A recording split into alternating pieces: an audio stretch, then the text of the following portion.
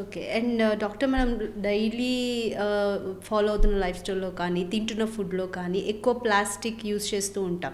దానివల్ల మనకి endocrine disruptors కూడా ఉంటాయి అనేది వింటూ ఉంటాం. సో, ఇవి ఎంత డేంజరస్?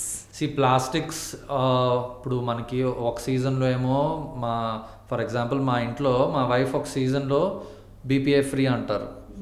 నెక్స్ట్ ఉన్న సామాన్లు మొత్తం అమ్మేసి అల్యూమినియం అంటారు. నెక్స్ట్ స్టీల్ అంటారు.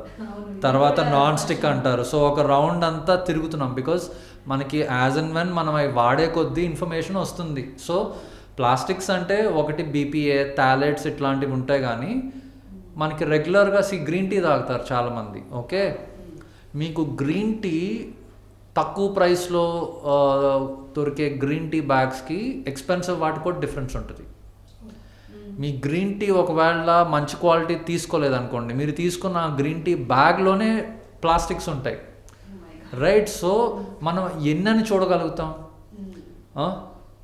మైక్రో ప్లాస్టిక్స్ అనేవి అన్ని చోట్ల ఉన్నాయి. మన అన్ని అన్అవాయిడబుల్. అది వాటర్, మనకి ఈ ఫిష్లో, రైట్? మైక్రో ప్లాస్టిక్స్ అనేది దేర్ ఎవ్రీవేర్. నేను జస్ట్ నా వాటర్ బాటిల్ వరకు నేను స్టీల్ బాటిల్ వాడితేనో, లేదా నేను కుకింగ్ అప్పుడు అవి వాడకుండా ఉంటేనో కాదు. బట్ డెఫినెట్లీ మీరు అన్నట్టు ప్లాస్టిక్స్ అవి కూడా ఈ పర్టికులర్ కాంపౌండ్స్ ఏదైతే ఉన్నానో దానికి క్యాన్సర్కి డెఫినెట్గా లింక్ ఉంది.